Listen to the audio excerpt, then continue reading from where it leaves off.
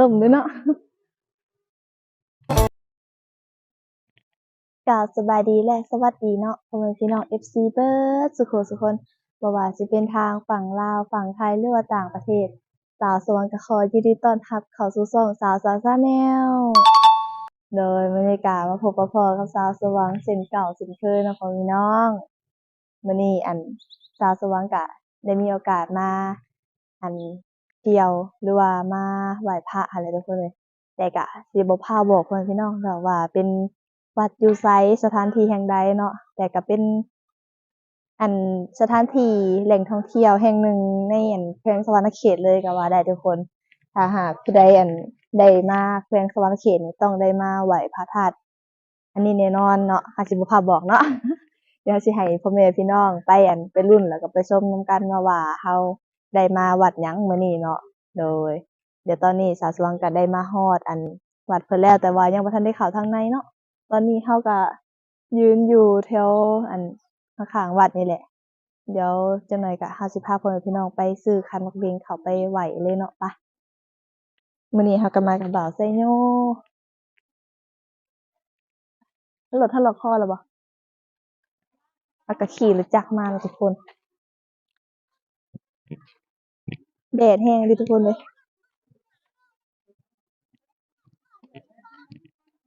แดดเด้ อันนั้นคือติอันนี้ก็เป็นทางเขาเนาะแดดช่ำทุกคนเลยเดี๋ยวเราจะไปซื้อขนมเบงกันคันมักเบงจะขายได้ไดดอกบัวได้ซะเอาบ่บ่สิโยสองอันเนาะ15บ่อันไหนสิคู่หนึง15สองคู่โดยแล้วก็ซื้อมาสองคู่เนาะทุกคน15,000ก็ประมาณ30บาทเนาะไหลคร่าวๆเนาะทุกคนนะนี่ก็ของสาวสว่างอันนี้ก็บ่าวซิโยเนาะมาฮอดแล้วก็ต้องได้ไหว้แล้วทุกคน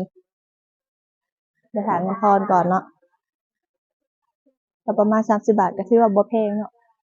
อันนี้ก็ประมาณ10บาทเนาะแม่นบ่5,000ก็ประมาณ10บาทโอเคไปทอนครบเรียบร้อยเราก็สิพาพ่อพี่น้องเข้าไปทางในเลยเนาะไปมาวัดนี้เราก็ต้องได้ใส่ผ้าสิ้นเด้อทุกคนเด้อล่มเด้อเนาะ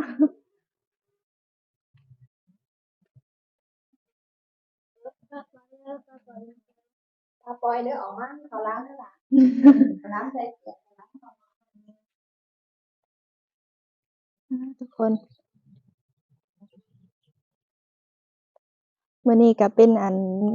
ข้าราชการเนาะคนอาจจะบ่หลายแต่ถ้าเป็นมื้อที่วันศีลหรือว่าวันพระคนอาจจะมาไหว้หลายเนาะทุกคนมื้อนี้ก็ถือว่าเงียบสงบเด้อทุกคนเด้อเพราะว่าเป็นวันจันทร์เนาะเขาเจ้าก็เฮ็ดเวียกเฮ็ดงานกันถ้าเป็นวันศีลวันพระนี่คนหลายบรรยากาศก็ถือว่าเงียบสงบเด้อทุกคนเด้เราก็มาครั้งแรกเนาะจากเราก็บ่ได้มาตั้งแต่ยังน้อยๆพู้นอันนี้ อันนี้ก็เป็น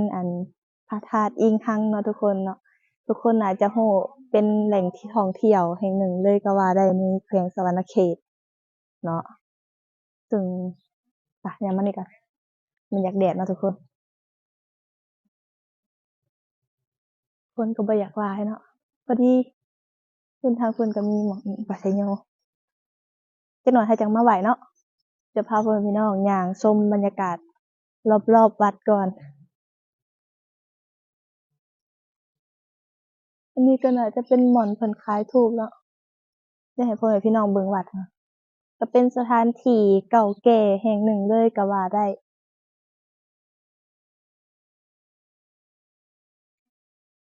ซึ่งพระธาตุอิงหังเพิ่นก็สร้างตั้งในสมัยอาณาจักรล้านช้างศรีโคตะบองเนาะทุกคนซึ่งสร้างขึ้นตั้งปีใดชาวสวนก็บ่แน่ใจเนาะ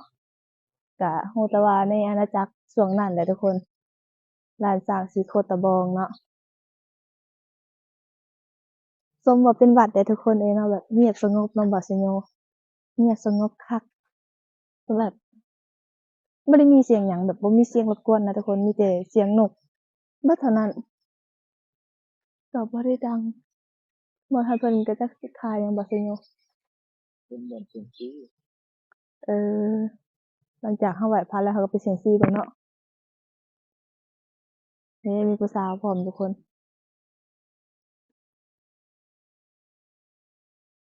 ไปเบิ่งค่ะภายในวัดก็บ่ได้มีหยังหลายเนาะ ลายอยู่ แม่นเฮ็ดเวียกเฮ็ดงานผู้ใดคนก็สิหลายก็ช่วงวันพระหรือว่าวันศีลเนาะคนสิมาบูชาแล้วก็มาเฮ็ดบุญหลายทุกคนเอ้ย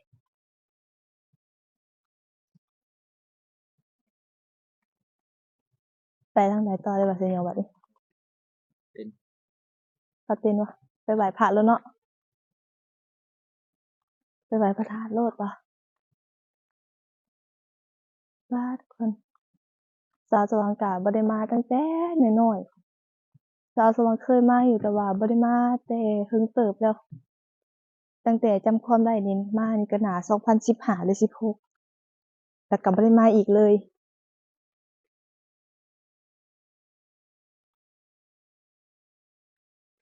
อืม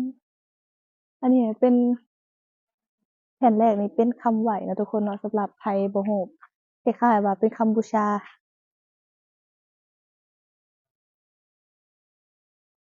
โดยเนาะถ้าผู้ใดได้มาสวรรณเขตก็ต้องได้มาไหว้พระธาตุอิงหังเนาะทุกคนเนาะถ้าหากมาแล้วบ่ได้มาไหว้ก็คือซ้ำมาบ่ฮอดทุกคนเอ้ย สำหรับไผที่อยู่ฝั่งไทยหรือว่าอยู่มุกดาหารนี่มาถือว่ามาเที่ยวง่ายเลยทุกคนเลยข้ามจากสะพานมาเนาะบ่าวชะโยมาจักหน่อยหนึ่งก็มาฮอดแล้วทุกคนเลยเนาะเดี๋ยวสาวสว่างก็สิอ่าเดี๋ยวสิใส่อันอิหยังก็เดี๋ยวสิขอพรก่อนเนาะขอเลขขอเบอร์ก่อนงวดที่แล้วถูกเนาะทุกคนเนาะถูกกิน งวดนี้งวดหน้าแก้มือใหม่เนาะทุกคนเนาะว่าหยอกเด้อ เว้าไปซั่นแหละทุกคนเด้อพอได้ม่วนเนาะ เนาะสำหรับผู้ใดที่มาก็นี่เนาะมันเพิ่นสิมีคำไหว้พระธาตุให้พร้อมเนาะก็สิมีให้อ่านทุกคนก็หลับตาอธิษฐานแล้วก็อ่านหลังจากที่ทุกคนอ่านคำไหว้แล้วก็ทุกคนก็ขอพรจะมีภาษาอังกฤษพร้อมเนาะเพื่อสำหรับชาวต่างชาติแล้วก็เพิ่นสิมีบอกพร้อมว่าถ้าสำหรับทานชายเนาะให้ปลดหมวกปลดเกิบก่อนสิเข้าไปไหว้พระธาตุเนาะอยู่ทางในส่วนทานหญิงนั้นเข้าบ่ได้ทุกคนเดะต้องเลยปะคันมักเบงไว้ทางนอกเนาะอันนี้ก็แบบตามความศรัทธาทุกคนเนาะเพิ่นเป็นข้อห้ามเนาะบอกไว้สำหรับทานได้ที่มาเลยอาจจะบ่ฮู้โดยเดี๋ยวสาวสว่างก็สิได้ขอพรก่อนเนาะ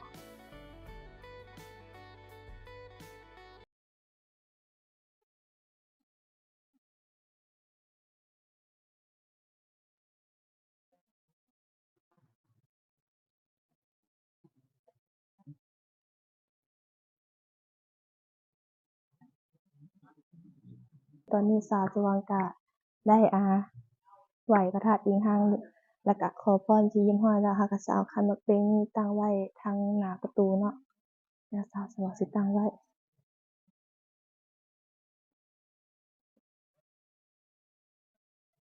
ถือว่าอยากฮ้อนหลายเติบเลยทุกคนเอ้ยเนาะเพิ่นยิ่งห้ามเข้าในแล้วทุกคนเนาะส่วนอันนี้ก็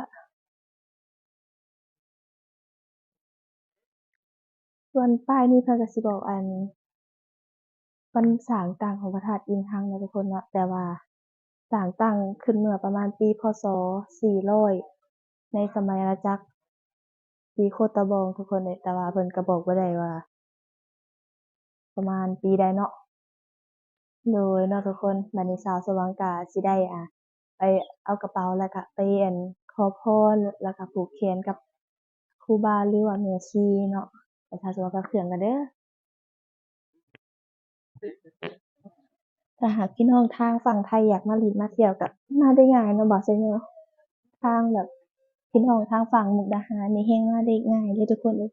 ข้ามสะพานมาก็ขี่รถบ่ไกลก็ฮอดแล้วแล้วก็เป็นสถานที่ท่องเที่ยวที่เข้าหาได้ง่ายทุกคนเอ้ยแต่ว่าอยากแนะนำให้ผู้หญิงนุ่งสิญเนาะ เกิดไปใส่ยากๆทุกคนเลยไปเราก็สิไปขอพรหรือว่าผูกแขนนั่นเมสซี่เอามาไกลก็ต้องได้ผูกแขนแล้วเนาะผูกยังได้กับบอลซิโน ดูดีแน่ โดย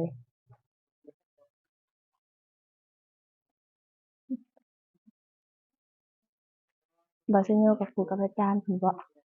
ซาสวงกับผูกกับเมสซี่บ่อันนี้ตู้บริจาคเด้อสมาชิกบริจาคเราจะเล็กแค่ไหนขึ้นมาหลายตู้แท้เนาะแม่จะมาขอผูกกับพระอาจารย์เพิ่น ให้คนนี้ดีกว่าเราดีกว่าเราได้กันมากคนดูของคนห้องเราคนไหนคนหน้าเพื่อนอายุดีแม่คนเป็นคนสบายคนเจ็บในคนขายจะมีหน้าที่การงานดูแลเงินเสียตัวคนคงต้องควบคุมเงินเงินได้นอกช่องได้เขาให้เขาให้เจนให้เพื่อนให้แบบให้ปัญญาลูกค้าปัญญาคนเกิดในดีไม่ห้องเล่นดูคนต่อไปคนเป็นในคนขายจะมีอายุวันหนาสุขภาพตลาดเงินเงิน สาธุ ลงอันนี้ตัวโพธิญาโมเลจักกัญญานันติวัตโนเอวังตาวังสัญญาทุสัญญามังคะเลอปาลาสิตาปาลังเกสิเสปทาวิโกคะเลอภิเสเกสัพพะปุตานังอปปะปะโตปะโมตติสุนักตังสุมังคลังสุปะปะตังสุโหเตตังสุปะโมตุยังโหเตแต่ตุมิทังโหมาจาริสุปะทักขินังมะโนกัมมังปานิทิเตปะทักขินานิกัตตวานาลาพันตาเตอาทักขินี่แน่น แล้วพ่อแม่น้องอันนี้ก็เป็นปลาแล้วก็มีเอียนพร้อมบ่ โดยนี่เอียนหอย โอ้ยสิปล่อย เดี๋ยวมา เอียนเท่าไหร่ก็ ดอกสร้าง จอกซาวปลาจอกซิบ แล้วนายจับมา เอียนกับปลาไหลก็คือกันแล้วเนาะ เจ้านาย แล้วก็มีเอียนมาท โดยเชื่อให้นาย ำใช่เอียนเจ้าเบิ่งงูว่าจ้ะ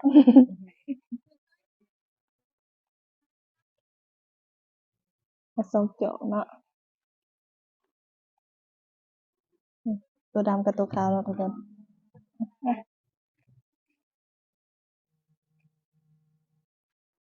จกเงินจ่ายไปก่อน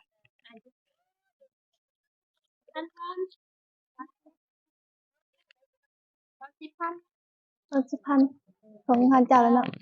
แล้วก็จะเอาน้ำลาวเด้อเดี๋ยวถาเงินทอนก่อนทุกคน เอียนจอกซาวปลาจอกซิบเนาะเอียนก็คือปลาไหลขอบใจหลายๆ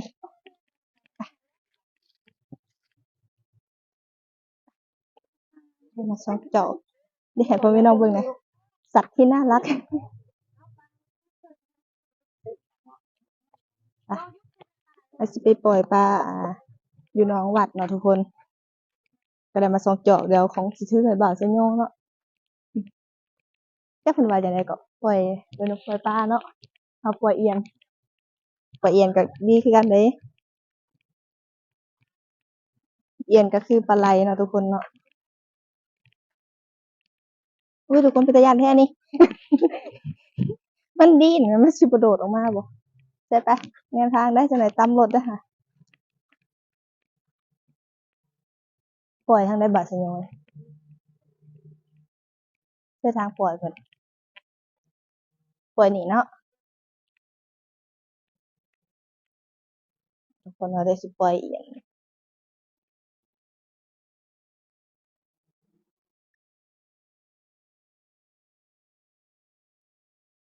ทุกคนมันคือหู้แท้มันบ่ลงน้ำทุกคน จิ้วๆตัวหนึ่งมันมี2ตัวทุกคนแล้วตัวหนึ่งลงน้ำไปแล้วตัวนี้บ่ลง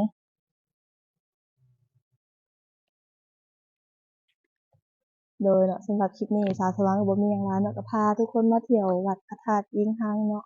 ชมบรรยากาศ อันนี้ก็เป็นวันปกติวันข้าราชการเด้อทุกคนคนก็เลยบ่หลายถ้าเป็นวันวันศีลวันพระคนหลายแน่นอนเนาะโดยเนาะพ่อแม่น้องสำหรับคลิปนี้สาวสว่างก็สิได้จบไว้เพียงเท่านี้เนาะถ้าหากว่าสาวสว่างว่าผิดพลาดประการใดหรือว่าเฮ็ดผิดประการใดก็ต้องกราบขอโทษขออภัยนำเนาะหรือว่าเราก็อาจจะเฮ็ดผิดไปในแบบตอนที่เราบ่รู้โตก็ต้องกราบขอโทษขออภัยนำเนาะ โดยสำหรับคลิปนี้สาวสวนก็สิจบไว้เพียงเท่านี้เนาะโดยสาวสวนก็สิได้กล่าวคำว่าสบายดี